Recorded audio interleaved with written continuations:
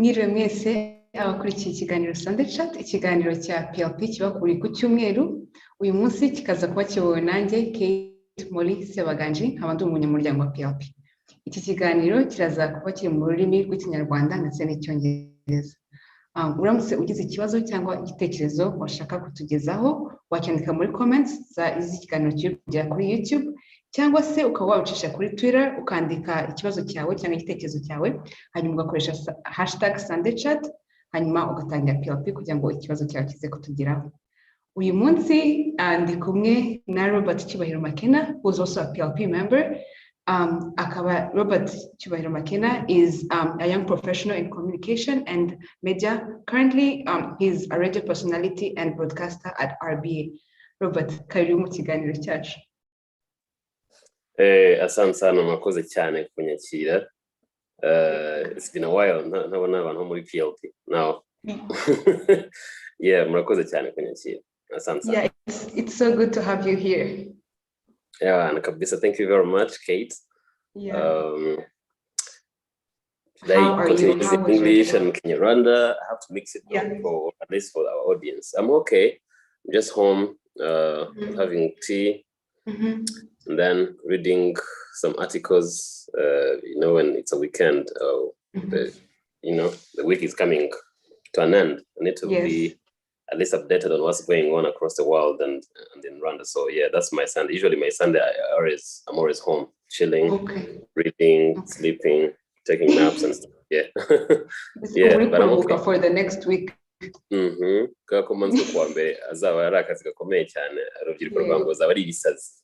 I need to take in some energy. Yeah. How are you? Meze neza? I am doing well. Nanjye ni ku cyumweru nyine ndi kuruhuka, ntabwo ni byiza ko umuntu agira weekend yo kugira ngo basi aruhuke hanyuma abe refreshed for the next week. So, yeah. Okay, that's good. Robert, watangiye ubwira abantu bagukurikiye, hari abakuzi, abatakuzi, tangira utwibwira Robert Mckenna ni muntu ki? Well, that's a very hard question. Robert Cyubahiro Mckenna, number one, no muntu ukunda guseka cyane. I love laughing. I can laugh the whole day. Nirwa nshaka guseka mu stories zisekeje. Ariko Robert Cyubahiro Mckenna ni umusore umukozi cyane. Ikindi ni ikiburiyera. Nanjye amashuri yanjye ya kaminuza, ubu ngubu nkorera ikigo cy'itangazamakuru RBA, yaba muri radio no muri multimedia, kuvuga internet, nkoranyambaga n'ibindi. Ariko ubuzima bwanjye hafi ya bwose nka 90% buba muri politiki, nubwo njye gutya nkavangamo nkashyiramo entertainment, showbiz, tugaseka n'iki, ariko akenshi umutima n'ibitekerezo by'ibiri muri politiki, yaba local politics cyangwa se na international. And then nkunda football, I love soccer, umufana wa Liverpool. Abantu bakoresha Canal Plus bazi ko abafaransa bavuga ni Liverpool. Yeah, so I'm a fan of Liverpool. Ikindi ni iki, I don't like basketball. I don't know what's going on in basketball. Ibintu byose mbona abantu iyo mbonye abantu badunda n'intoki byaranshoboye. So yeah. What else? I'm single. Yeah. Uretse ibyo ngibyo nibyo umuntu abinziho aba yamenye. Mu Rwanda ufana ihe equipe? APR. Sinzi, don't ask me ngo harimo we mukinyi apparently, because nibuka ko kera nkiri kato gutaya tujya kura matches za APR. I was a kid, so bakanyambika imyenda ya APR, tukajya muri stade kara match igihe. I think at a time hari hagizwe abakinyi ba Gatete, who else, igihe muri iyo myaka hari hagizwe abakinyi, I don't remember their names, bakinaga no mu Mavubi. So I fell in love with APR kuba ntwaraga yo nyine as like family bagutwara, birangira nyikunze. Ariko right now umbajije ngo umukinyi wikinamo amazina nk'atatu, ntabwo rwose. There was a time nagiye kuri match ya APR Igisenyi, yari yabereye Igisenyi na Rayon Sport. And then when was that? I think like 3 years ago. Oh my I don't God, remember yeah, well. yeah. Ariko there was a game yabaye hagati ya APR na Rayon Sport ibiri Gisenyi. It was very dramatic. Kuko at the time umuriro warabuze muri stade. Listen. Umuriro kubura rero ari ibintu bikomeye kuri match ya APR na Rayon Sport. Bakajya bavuga ngo ni APR. Umupira wari wabayisanga hapi. It was at night. Wabaye nijoro. Yego. Yeah, so umuriro urabura nijoro and then bakajya bavuga ngo ni APR yazimije amatara kugira ngo itsinde. Bari bayitsinze.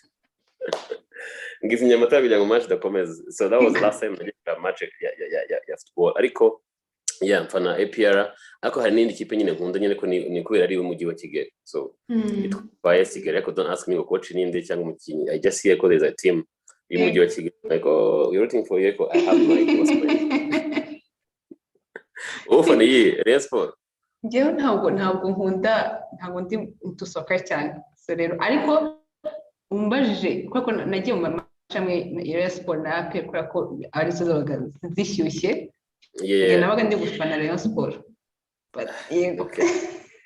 We can ikiganiro tukirangize nta kundi.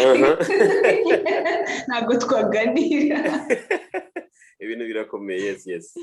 Ariko nyine football nyine ni umukino uhuza abantu so regardless y'umuntu ikipe abafana yose n'ubundi at the end of the day ni umukino uhuza abantu so we just there to have fun and that's it. Yeah. Okay. Yeah. Nibyo rero ibyo umuntu aramutse abinziho byose byo navuze aba yamenye ntabwo bamenye Rob wari cyane. Okay. Wow, usa nk'ubivuzeho gatoya but uramutse uvuze nka 3 adjectives zikuvuga. So far numvise byintu ndazivuga numve niba arizo. Imwe nuko imwe nuko you're hard working. Indeed, like a very happy person, like joyful. Indi nanone y'ukuri passionate ku byo ukora. Uwo muntu yaba like azivuze muri izo 3 adjectives yaba. Yeah, actually it's wagira ngo nge nayo turavukana. That's wagira ngo uranzi neza. Wenda izo ngize zindi kuko nazisobanuyeho kuri passion. Impamvu apart from me being a journalist and a media person, it's been my passion since I was a kid, since I was like 9 years old.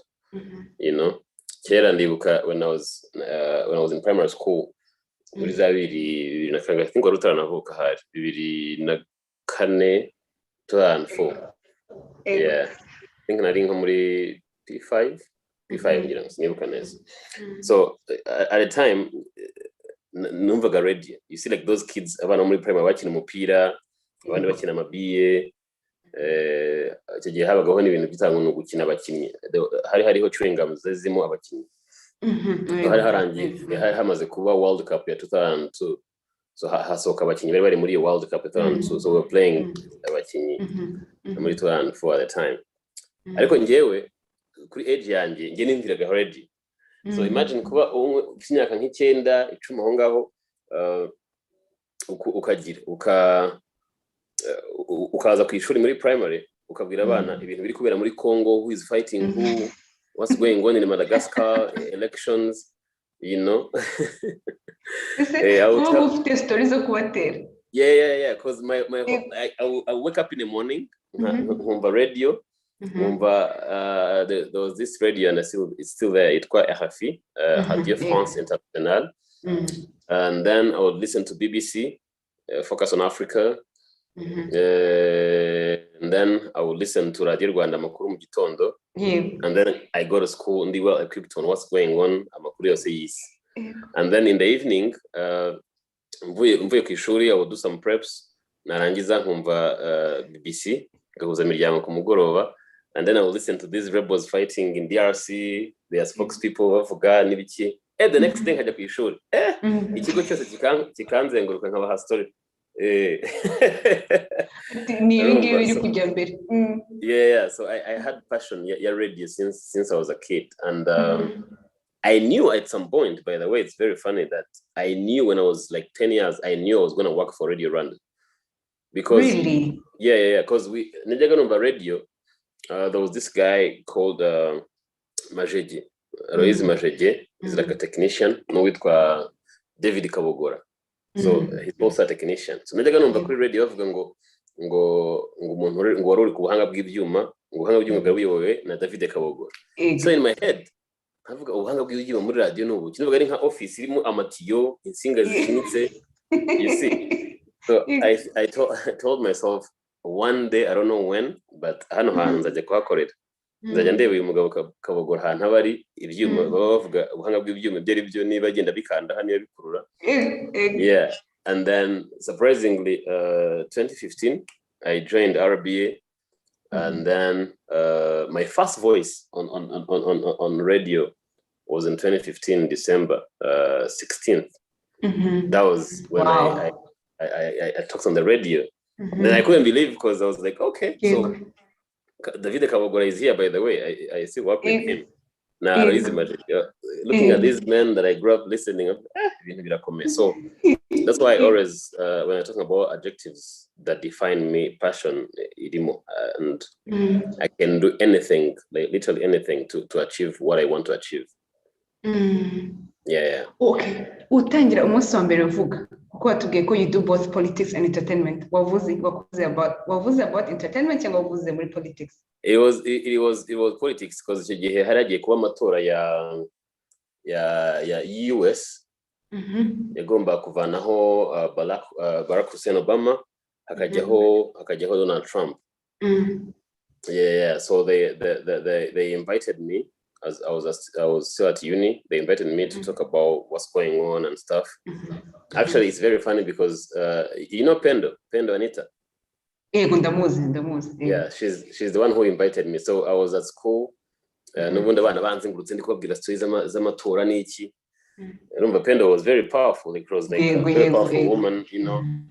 Ku ishuri, nabona hano namwegera nta kintu na kimwe twavugana nyine. Nabona ni umustar ndenze. Then areba akakana kafite amagambo menshi abantu bose bari gutega amatwi. So she was listening, ndi kubasobanurira ibintu bya Vietnam War and elections n'iki, and then she was like kufite ijwi ryiza, and I look at her like harahiye penda bwo is trying to photo with me or what. And then she was like, wazaritse nkagutumira kuri radio. I was like, kuri radio Rwanda harahiye. Ndavuga niyo navuga nkaza nkakoropa, niyo ntavuga. Yeah, and then she invited me. I came over, we had a show in the morning kuri Magic. So we were talking about politics of the US elections in iki. That was my first kuri RBA. You know, it was my dream. I was so happy, very excited. I remember ndi gusohoka nari ndi marira mu maso abakana ntago narira ndi umuntu w'umugabo nyine. I was very, very happy. And then also my second time, 2016, during the election night. Yeah, so I came to talk about my analysis and who was going to win. And unfortunately, I told them Trump was going to win.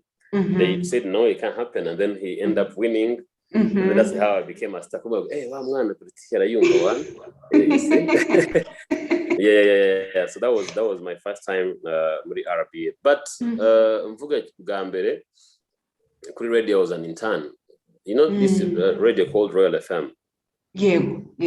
So kera it was a student radio y'abanyeshuri ba MKU at the time. So we were doing trainings and internship. Niho navugirira ariko icyo gihe ntabwo yarengaga Sonatube, yakoraga Sonatube hari hafi na Haleluya. Ariko in my mind, I don't know why, numva nta muntu igarukira muri wampo hari ya kuri Sonatube. Yeah, so that's how I joined RBA. That's so nice. No one wavuye Royal FM utujya RBA no. Yeah, Royal FM I was doing my training as a media student, and then when I went for RBA professional internship, then my professional internship ended. No, academic internship, then professional internship, then a job. So it was a process. Maybe. Yeah. How do you feel? you're a young professional sibyo kandi twese nyine tuba dufite inzozi runaka zo kuvuga ngo ndashaka kuzaba iki and it's so good hearing from you kuvuga ngo nyine ngo ikintu wanyishatse ufite imyaka 10 wakigezeho urakibona. How does it feel kumva n'iki watubwira natwe abagifite ibyo turi ko I want to be this, I want to get there? How does it feel first of all kuba warakigezemo ukiri mutoya and uniki watubwira? Well, number one, I always tell kids, this thing is not easy. You don't wake up in the morning and reach your dream or be who you want to be. There process. Process, there are hills, people take you down. You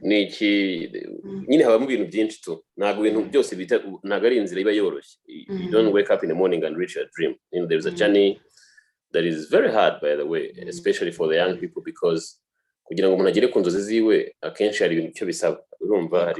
course support your family, the friends, systems that work actually, and systems that favor young people, finances, education, and so reaching your dream, a passion, it doesn't come easily, you go through a lot.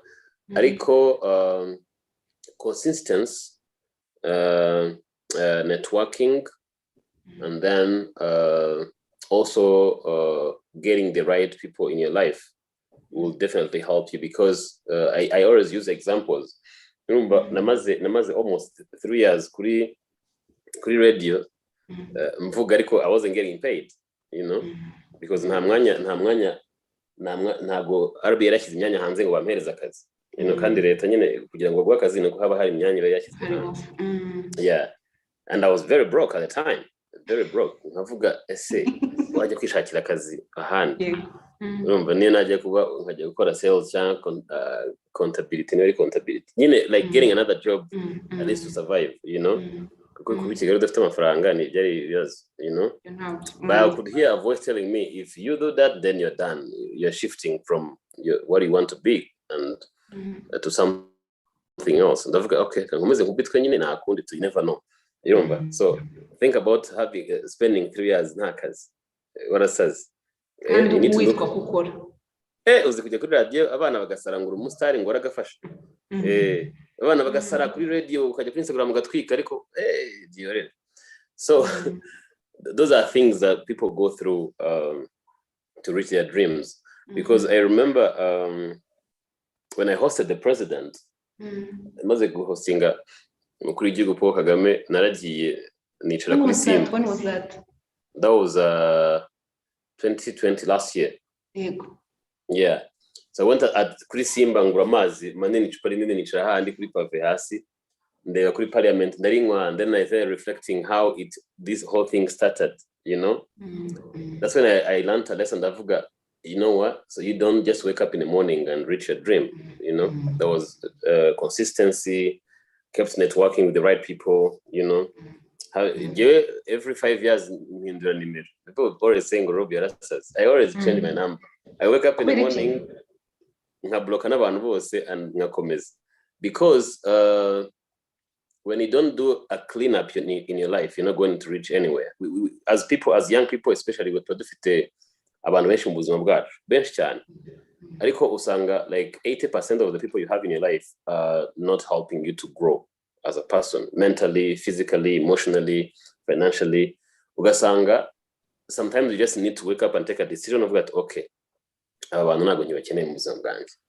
like done. Yeah, so it's not for everyone, but I managed to do it, because if I didn't do it, at least for the last 15 years or 12 years,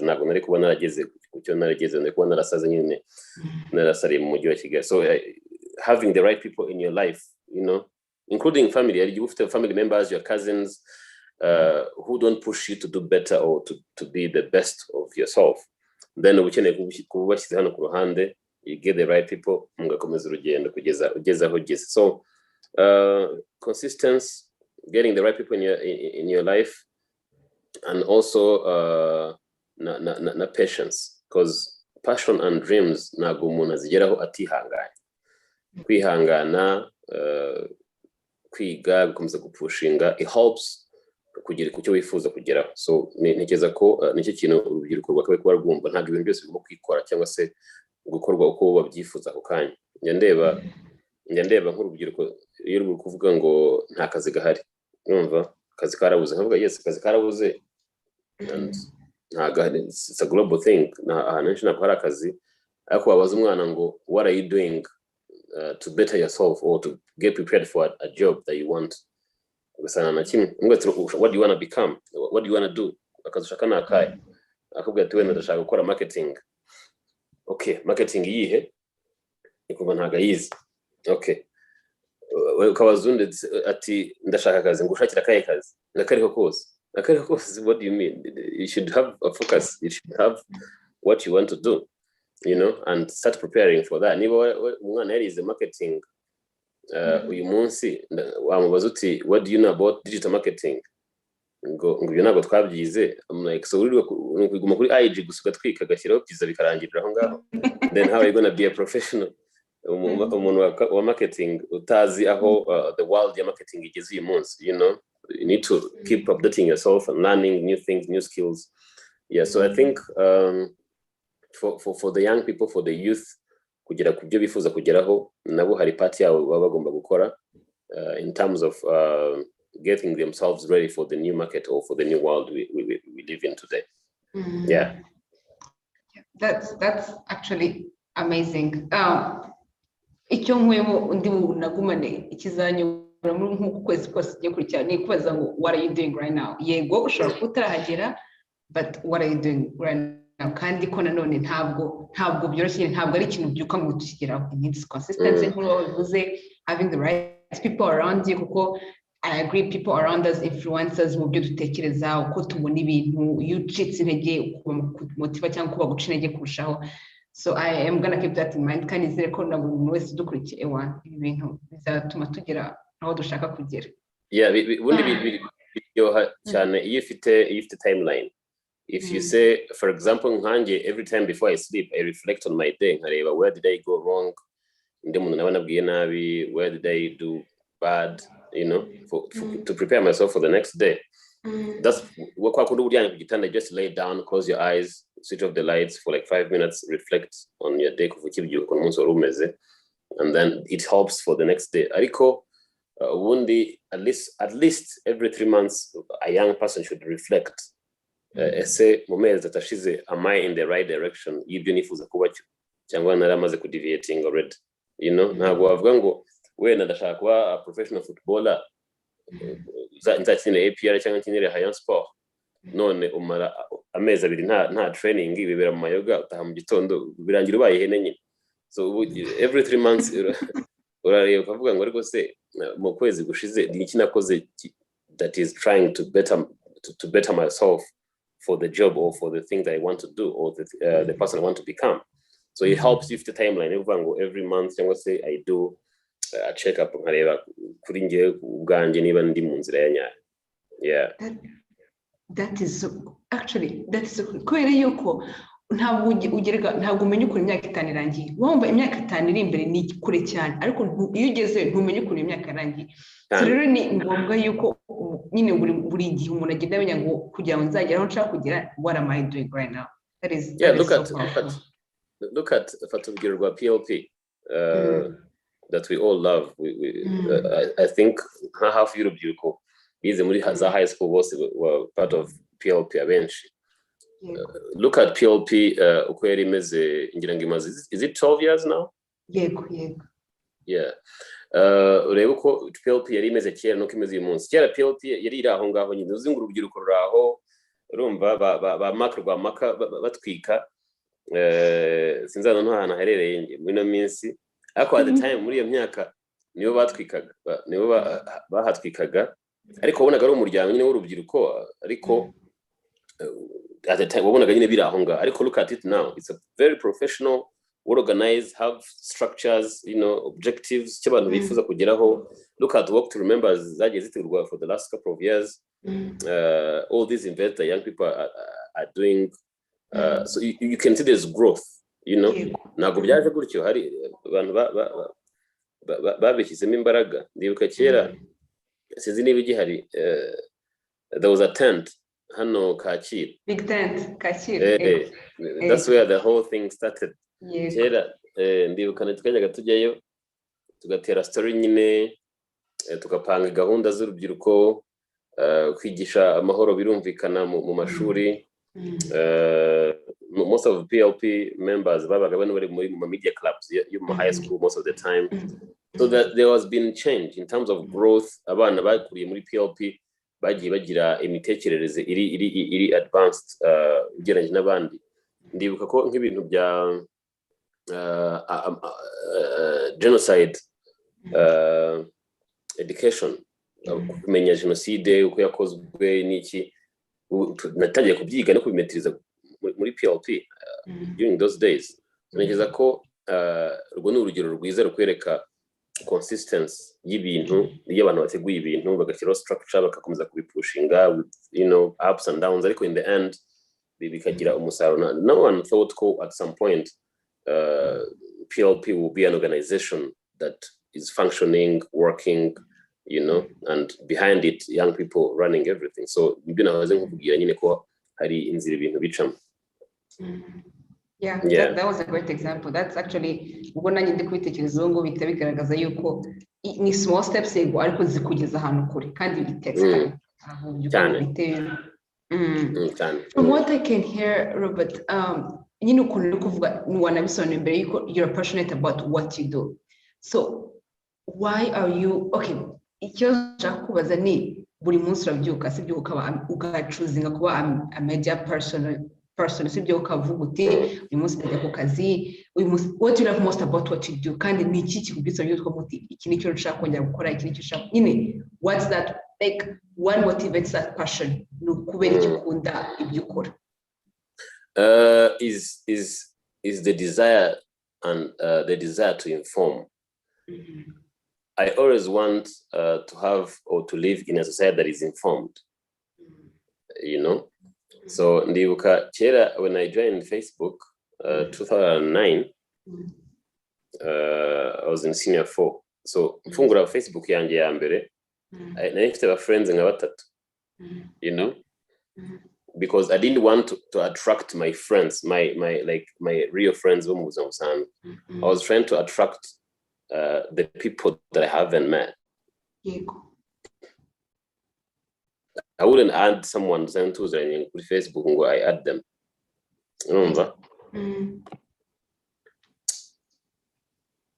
Sorry.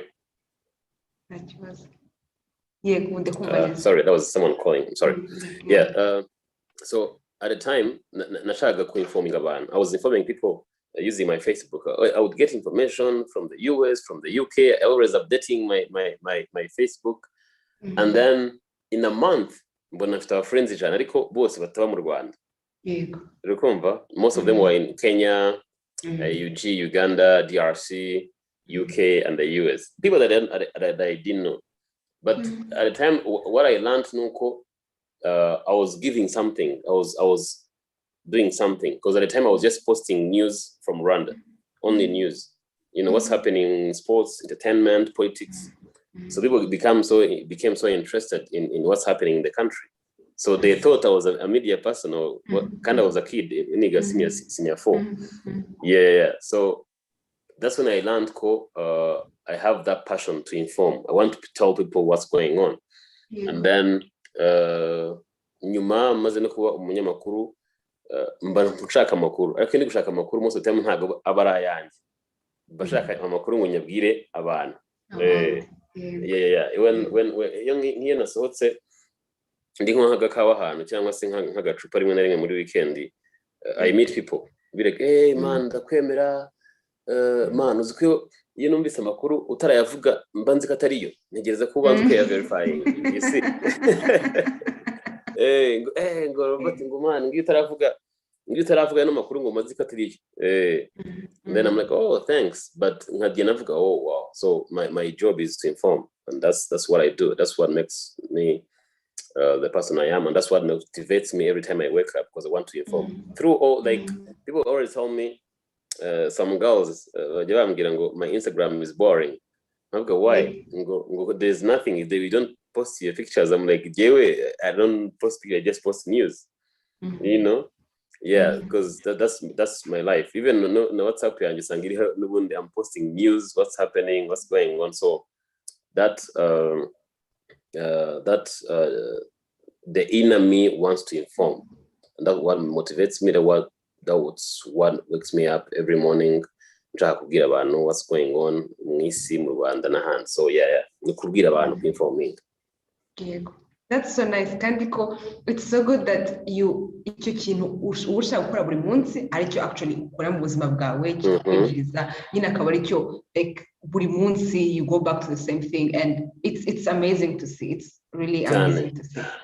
Iyo ndi kuri radio kenshi nkunda kubwira abantu bari kunyumva nkabwira ngo abanyarwanda barakize. Ni ubungubu muri mu modoka muri gutaha muvuye ku kazi cyangwa se uri mu rugo n'umugore wawe mu muraruhuka mama agacyayi madame yajyanye mu ntebe arimo aragufata mu ijosi mumeze neza ngende mu ndabakinira indirimbo nkanabaganiriza mwarakize nyine tu ngewe ndimo ndabaha amakuru y'ukuntu igihugu kiriwe mbakina n'indirimbo mwe muruhuka tu. So okay, this is my job. My job is to entertain people, make people rest, bavuye mu kazi ku mugoroba bakaruhuka bumva music bababwira what's going on across the globe. So niko kazi n'ubundi nkora. That's my job, that's my life. Yeah, that's so nice. Reka muno mwanya tugiye gufata akaruhuko gatoya hanyuma tuze kugaruka tukomeza n'ibindi bibazo ndetse turana n'ibibazo abandi bagiye batubaza kuri YouTube ndetse no kuri Twitter. Thank you very much, Kate. Thank you too.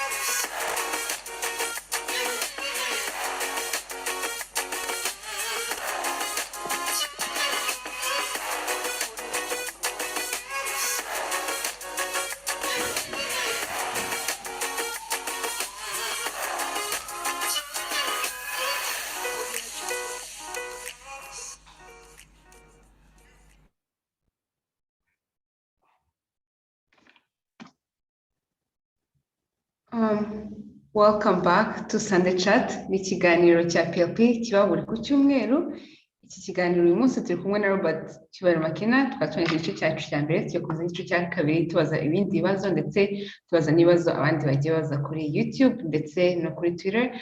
Nanone uramutse ufite ikibazo washaka kugezaho cyangwa icyo washaka kubaza kuri Robert watwandikira ukandika muri comments ikiganiro cyacu ngo kuri YouTube cyangwa se ukawabyandika kuri Twitter ugakoresha #SundayChat hanyuma ugatangira PLP kugira ngo ikibazo cyasigereho. Welcome back, Robert. Dukomereje ibyo rumaze kutubwiraho mu kanya. Dukomeje ibyo rumaze kutubwiraho mu kanya. You do both politics and entertainment. How do you combine, or like how do you do both of them, or like kuko byombi is like sections ziri under media sibyo mu kubitangaza ku bantu. So do you mu biganiro bya entertainment dushyiramo amakuru ya politics cyangwa se uyakora ku ruhande, or like how do you do both of them together? Thanks, Kate.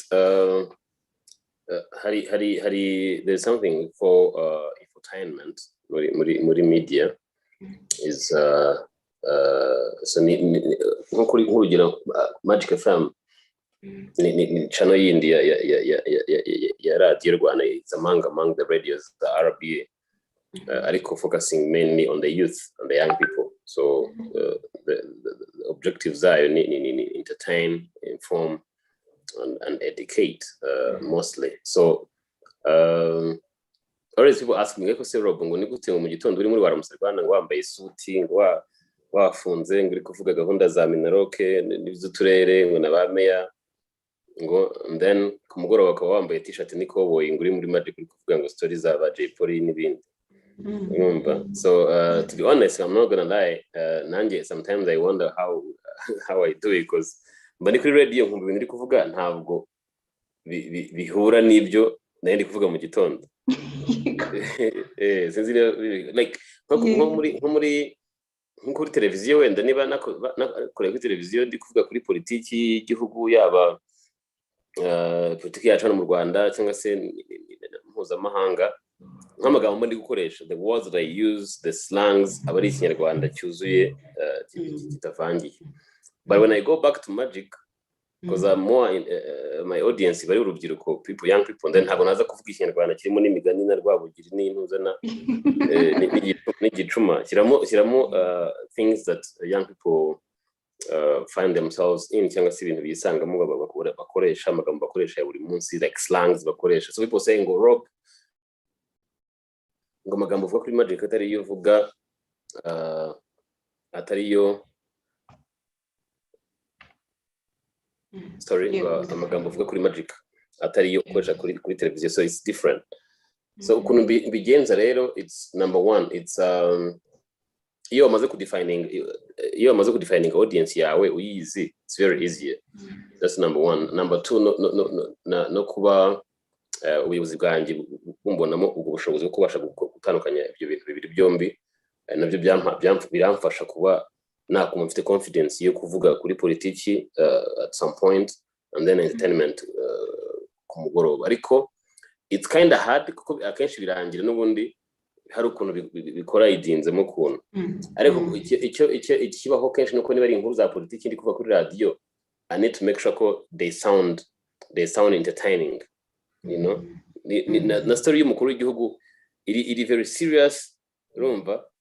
I always find a way kuyivuga mu buryo buri entertaining, ku buryo umwana w'umusore cyangwa se inkumi babyumva mu buryo buri easy. Ntabwo ntangira kuvuga ngo nyakubahwa Perezida wa Repubulika ngo aherekejwe n'abaminisitiri batanu, cause aho ngaho umwana ahita mwana muduhe ingoma biri hard kumva. Urumva, ariko iyo mvuze ngo umukuru w'igihugu yatejemo nka saa 8, urumva nkoresha slang urubyiruko rwumva, yatejemo yahageze, you see it's easier guhita babyumva bono nako kanya.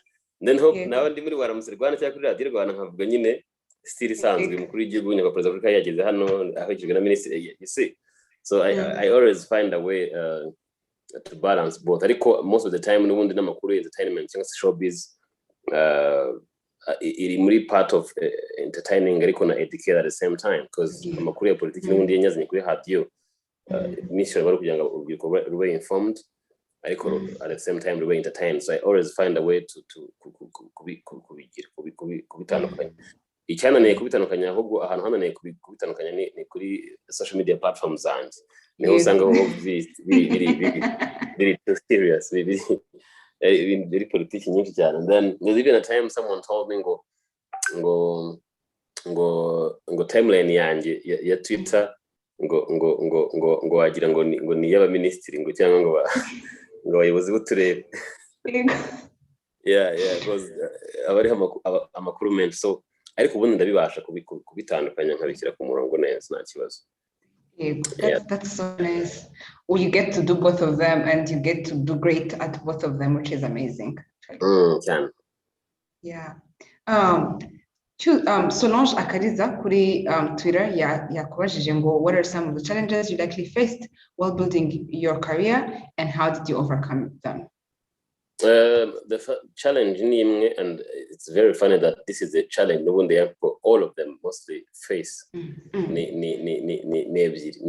people and the finances. So you udafite amafaranga like tujye tureba guca ku bintu you uri broke kugira ngo ugire ikintu gera Kate biragoye nyine umeze nk'ihene waracanganyikira, urumva. udafite inoti ubwo nk'urugero ntabwo wambwira ngo urakora internship for 6 months udafite transport kugeza aho ugomba gukorera. So iyo ugiye muri internship ejo ugasiba ko udafite transport baguhereza amanota mabi, cyangwa se niba bagomba no kuzaguhayaringa baravuga ati umuntu ntagakunda akazi, ariko ntabwo babaza ko babuze transport. Kandi organizations menshi y'i Kigali amenshi ntabwo ahereza abana amafaranga. Nibiga mubwira abantu hagomba paid internship zigomba kubitegeka abantu bakajya bahemba abana bakora internship.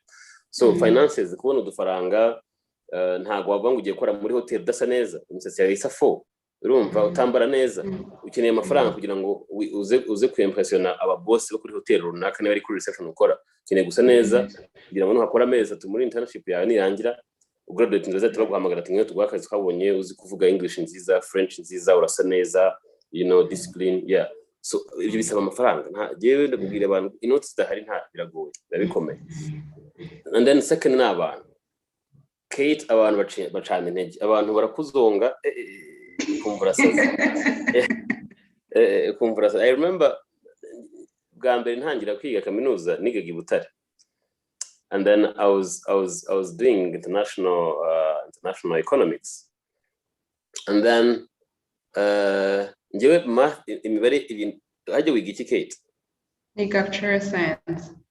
Okay, which is like ibintu ngewe ikintu cyitwa sciences math rwose njye nsenga Imana nzagiza nk'umugore uzi imibare byazajya yigisha abana ibindi bazabimbaza reka imibare nago uretse gukuramo no guteranya ibindi nibibazo. So I was doing international economics. I was very good at other courses like math and ibibazo. And then some of my family members and friends were telling me I need to keep doing international economics.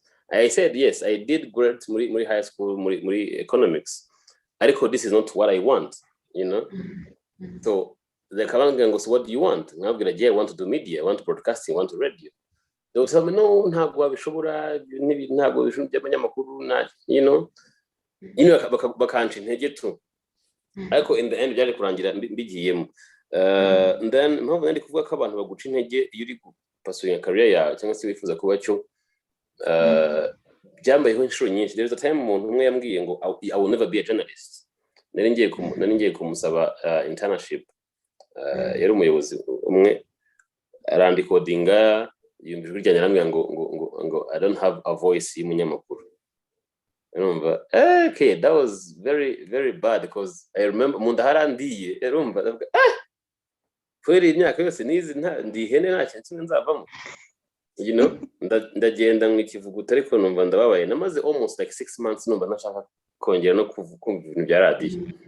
So people will definitely bring you down, like really bring you down to your knees. Idafite ya passion nyine ngo na consistent ukomeze gupushinga birangira bivuyemo. So amafaranga yadahari biragoye, ndetse n'abantu bagusubiza hasi nyine iyo udafite imbaraga ngo ngero uzamuke nabo bituma ibintu bituma utagera ku cyo wifuza kugeraho. Okay. Yes. Nibyo kuri ibyo bibazo umaze kutubwira, which I believe nanjye ko aribyo kenshi duhura nabyo, wagira inama cy'urubyiruko cyane abari nyine abo wenda bashaka gukora muri media specifically, wabagiriye inama to overcome those challenges? Media yacu y'u Rwanda challenging ukuntu number one cyane urubyiruko ruri kwiga itangazamakuru n'indi media y'u Rwanda nta mafaranga arimo, kumva ntago iragira ku rwego afite amafaranga menshi, arimo hajyamo investment pole ariko usanga nyine hakiri urugendo. So there is no money muri media, idafite passion yayo nyine nta passion. Abantu benshi bazi yuko education yacu yagiye ikora ku buryo usanga ngo umuntu ngo wize byita gute hari kera bikiri muri French bitwaga lettre, ubu ngubu ngira ngo ni literature, right? You do history, literature, and then ibintu nk'ibyo ngibyo. So kera wigaga lettre, none ngo kuko wize lettre automatically you do journalism, even if you don't have passion for journalism. Urumva at the time benshi bagiye itangazamakuru simply because they have done lettre muri high school. So gasa umuntu yisanze mu kintu atagikunda gusa kuko ari byo yize, you know.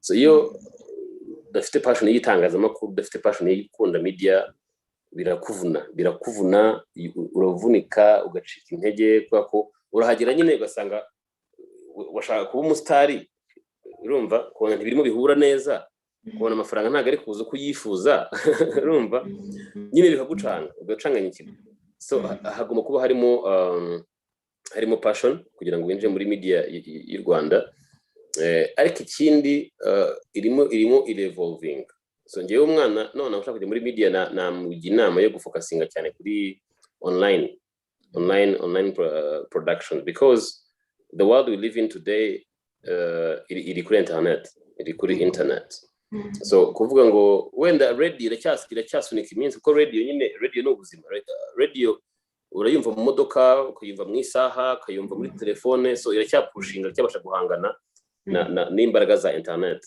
ariko nka televiziyo TV is dying very soon TV irimo iragenda ipfa nyine because not today nta muntu ufite umwanya wo kureba televiziyo mu rugo because people are at work niyo batashye kazi abananiwe yashaka kuruhuka no kazi ntabwo yakashaka kuri reception ngajye kuri televiziyo so TV yose irimo irajya online so usanga umuntu ashaka kureba amakuru akayirebera muri telefone akajya kuri YouTube akajya kuri telefone kuri website so which means the media is shifting to online so urubyiruko ruri muri media narabwira ko rugomba gushyira imbaraga nyinshi cyane kwiga uburyo itangazamakuru ya internet rikora ni gute nakora amakuru kuri YouTube ni gute nakora website yanjye iri running iri up to date ndetse ikora neza ni gute nafata Instagram yanjye nkayibyaza umusaruro niba ari Instagram nkoresha nkayigira source of news nkayigira media ushobora kubyuka mu ukavuga ngo I love journalism ugahita ukora wenda Kate media or Kate whatever Kate TV Kate something then ukajya uha abantu amakuru kuri Instagram ukayigrowinga ikagira aba followers ugatanya gukora ibiganiro ugafata camera you do production uka-uploadinga and then in the end wamara kugira platform nini you get advertisers they bring you money and that's online media so kurusha uko yavuga ngo ndashaka kujya kuri televiziyo Rwanda ndashaka kujya kuri televiziyo yiriya ndashaka kujya kuri radio Rwanda aho wahagera naho it's okay ariko kuhagera mu myaka 5 iri imbere naho hazaba harimo hashyira imbaraga kuri internet so at the time uzasanga kujya kuri mainstream kuza kuri microphone kuvuga bitakigezweho bitagitwika urumva ariko niba ubasha kwicira iwawe mu rugo hano nicaye muri salon ukabasha gurecording ikintu ukabasha gukora podcast ukaba ufite ijwi ryiza uzi kunarratinga story uzi guhuza utuntu wabigiteguye then you have a future you have a place in the future muri media mu Rwanda that's why I can tell the young people who are media. Okay, that makes a lot of sense. Like having the world connected right now more than ever before amakuru kugira ngo ujya online kuri ntuza social media amakuru ukaba yabonye like it's so easy to get updated nibiri kuba mbere biri ku isi nyine mbere yo kugira mu rugo ngo ujye kureba televiziyo cyangwa ngo there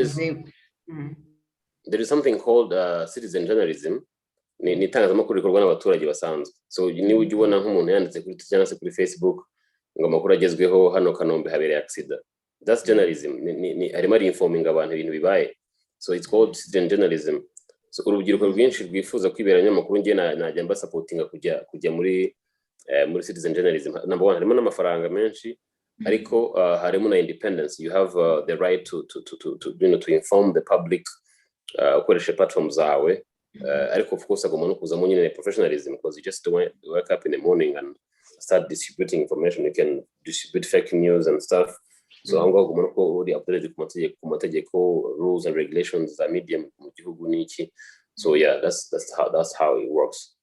Okay, yeah, thank you so much Robert kubwiza nama nyine tugiriye izere ko twese twumvise kandi I am very sure ko bizadufasha kugira ku ntego zitandukanye dufite abari cyane cyane abantu bakora muri media specifically cyangwa se n'abandi bafite different careers that they want to achieve.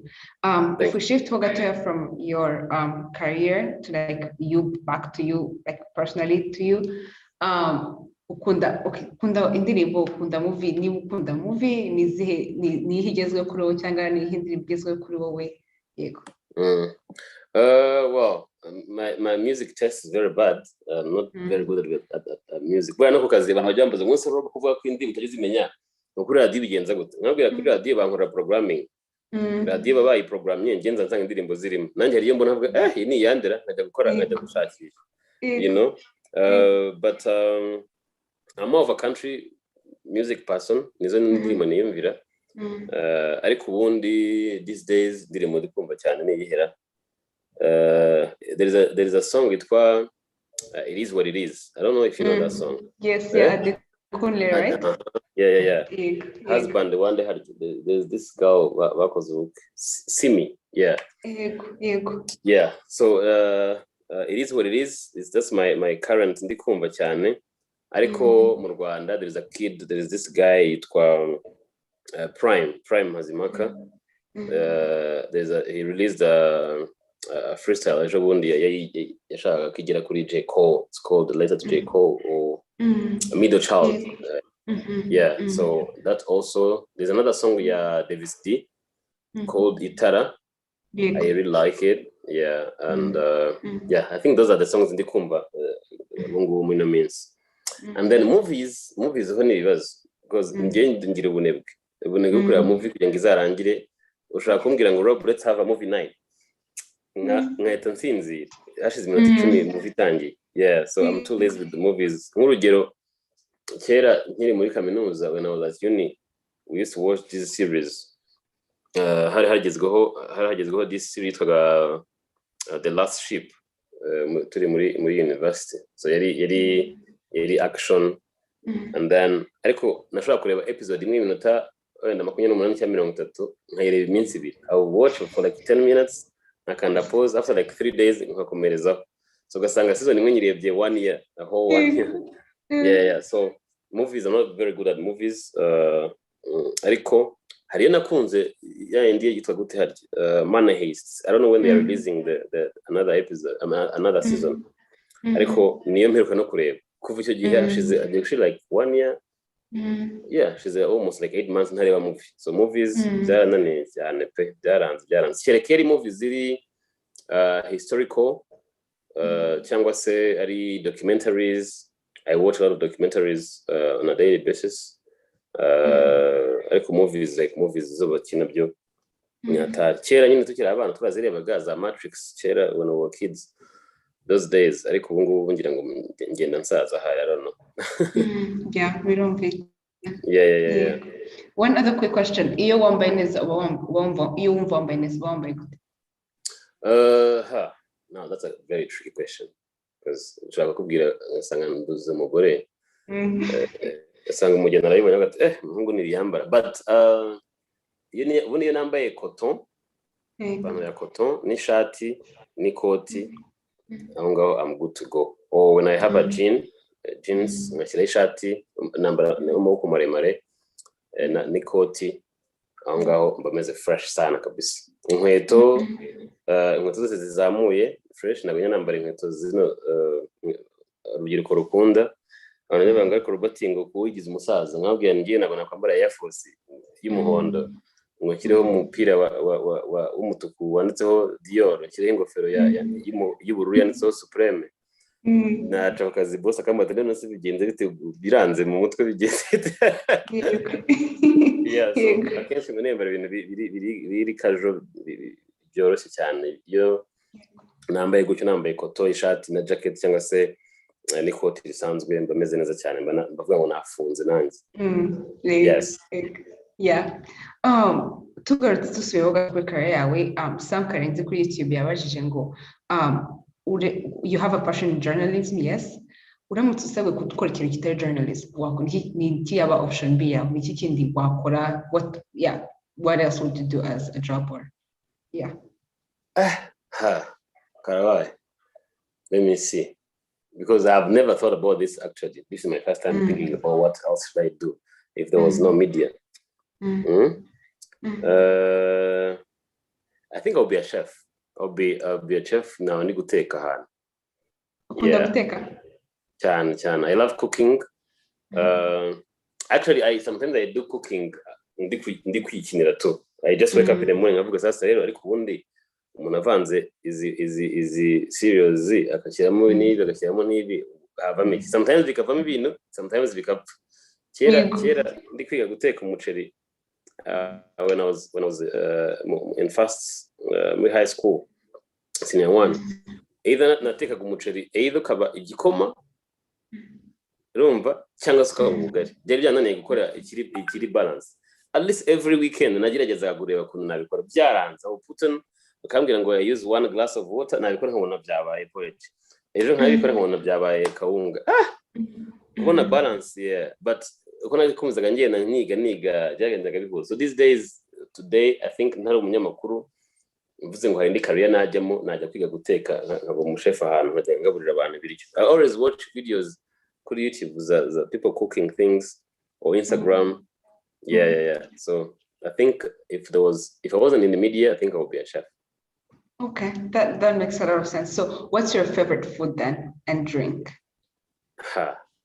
Now, this is very people who know me so well, they know I love chicken. Remember? Inkoko, I can eat chicken mu gitondo kuzageza mu wundi mwaka n'ibyo nsasa na nijoro. And then ibindi biryo ndya rero uretse wenda ibyo turya umuntu yasohotse ariko ubundi ubusanzwe ngewe nshaka kurya umunyige n'inkoko for the rest of my life. Mu gitondo sasa na nimugoroba umunyige inkoko umunyige inkoko yeah. And then even when I go out, it's always chicken. It's either chicken salad, either grilled, either boiled, either ichi. It's always chicken. So drink. I used to love milk. Kera, I don't know what happened. Nyuma naje ku developing lactose intolerance. Ntangira kugira na issues n'amata ariko kera nakundaga amata cyane. And then alcohol. If you give me Jack Daniel, like now, come get Rob, I'm gonna buy a Jack Daniel. Wagufasha irembo. Okay, wagufasha irembo nyine nahita mbuwayo njyana.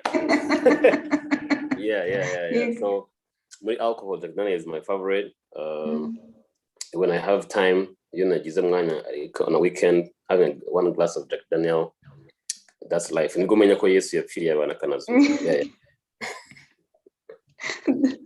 Yeah, that makes a lot of sense. But what's your favorite drink? Let me think. Njye nkunda jus cyane. Mu gukunda jus nkunda passion fruit juice cyangwa mango juice. That's my go-to. I think mango juice. I think mango juice nanja I can try. There's one that I really like here, Java. Yeah. So yeah. So what's your favorite food? Rice. Food nkunda amafiriti cyane. I think amafiriti ubundi bakaba bashyira mu idarapo ry'u Rwanda ngira ngo kuko I think every kid n'amafiriti umuntu wese n'amachips ni hatari birakomeye. Anyways, yeah, now I know. Umuntu aguguriye amafiriti bakufite juice ya passion. Okay. Yeah. Ibibazo abantu bagiye kubaza ni byinshi kuri yaba ari Twitter ndetse no kuri YouTube comments zacu. Hari uwabajije ngo Iradukunda Kelly yatubajije ngo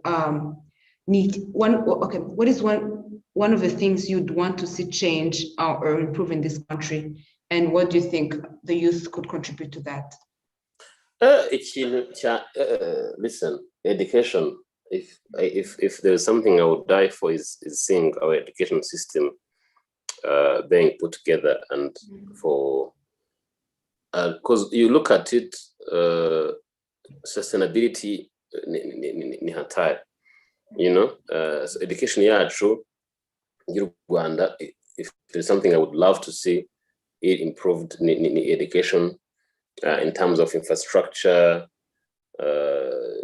curriculum, the whole system of education should, I don't know what's going to be done, to be honest. They've been trying, changing leaders, ministers every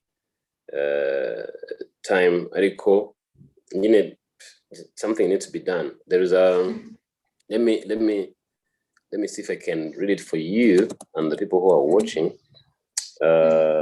My friend and one of my mentors also, Dr. Lonzen Rugira, he said Africa's education should help us understand 5 things. Number 1, who we are. Number 2, what we aspire to be.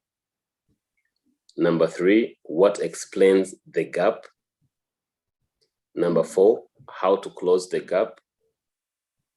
Number 5, how to develop a critical mass with the knowledge of number 1 and 4. So number one, who we are. So 5, how to develop a critical mass with knowledge of number 1, which is who we are, and number 4, how to close the gap.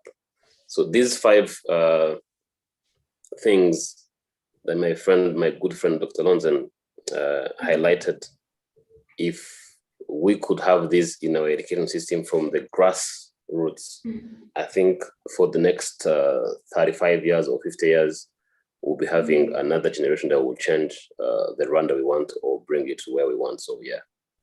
Yeah, okay, that makes a lot of sense.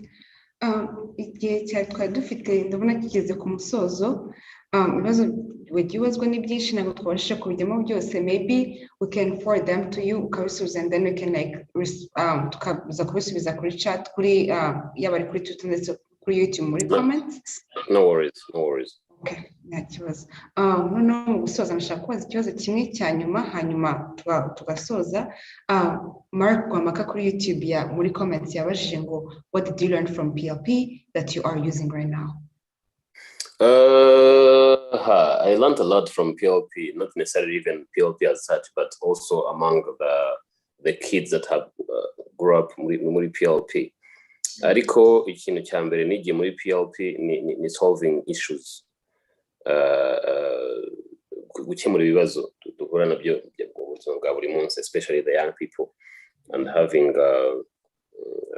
a way of doing it. Ikintu cya kabiri nigiye muri PLP ni critical thinking.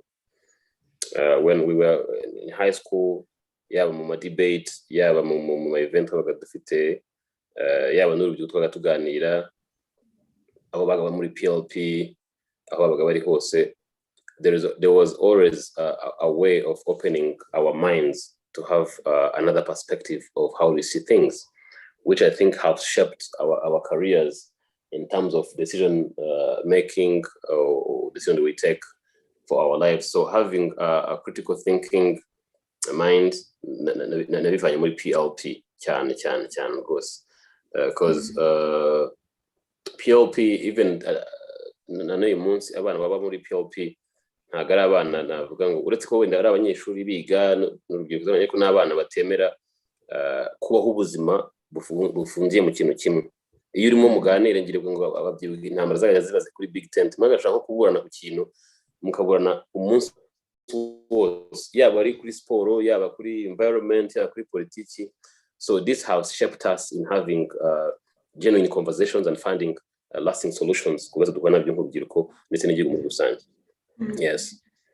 Okay, that makes a lot of sense. Robert, wakoze cyane kwitabira ikiganiro cyacu. Thank you so much for the contribution mwatugiriye and for the chance that you gave us to get to know you even more. It was an amazing conversation, so we were so glad to have you here. Thank you so much. I would love to tell also the young people that are watching or I want to watch something that I think is very important for the next generation. Every time I talk to people cyangwa se abana bari mu rubyiruko marababwira ikintu kitwa future cyangwa se the future of this land that lies in their hands, you know. So today we are facing very challenging issues in terms of our reconciliation. Since niba mukoresha imbuga nkoranyambaga, njya nkunda kubwira abantu ngo we're having a new generation that is coming up, mostly the descendants of genocidals, what was the genocide, abana bakomokaho, they have grown up now, and it's very sad that now they are using all the platforms to deny the crimes of their fathers, and also falling in the trap of genocide ideologies and etc. And that's on one hand, and on the other hand, we're also having a generation that was born to the genocide survivors. So these are two kids. So we're having kids bavutse ku babyeyi barokotse jenoside yakorewe abatutsi cyangwa se n'abayiguyemo, and then also we're having kids bakomoka ku bakoze genocide, and these are generations that are going to shape the future of this land. So every time I talk to the youth in Ndababwira you need to be active, you know, in terms of be informed. Also, after being informed, you need to start going across where we are, who aho waba uri muri States, Canada, mu Rwanda, educate these fellows, these young people about the path they're choosing of denying the crimes of their fathers, and also keeping this lifestyle of divide people. If we don't go out there and educate them, that's number one, but also correct them, telling them where they're going wrong, then we are not doing good for the next generation. So young people, babe educated, basome, bamenye amateka y'igihugu, aho igihugu cyavuye, aho kiri, aho cyifuza kuba kiri, kugira ngo bibafashe kurwanya uwari wese uhakana ayo mateka, because it's no gutoneka wound y'abarokotse, ariko nanone no gushwanyaguza iby'igihugu cyagezeho in terms of reconciliation. Ntabwo wambwira ngo dufite abantu igihugu kimwe kigerageza kunga kugira ngo tureke twagira fitire nziza, then hakabaho abandi bana batoya bifuza kubishwanyaguza, and then there is a problem. So the young people that are watching, or those who are going to watch, they need to be educated in terms of our history, where the country came from and where it is and where it's heading, so they can help them to battle cyangwa se guhangana n'abantu bifuza gusubira mu mateka yahahise. So asante sana Kate, asante sana kuri PLP members no kuba mwantumiye, and as always, I'll always be a member of PLP, and if you can always reach me out if you need anything else. Yeah, mwakoze cyane. Yeah, thank you so much, Robert. Kubari badukurikiye mwese mwakoze cyane kuri ikiganiro cyacu cy'uyu munsi Sunday Chat ni buri ku cyumweru. We hope to see you here next week. Again, bose tuganira n'undi mutumirwa, and tubifurije icyumweru cyiza, umunsi mwiza n'ijoro ryiza.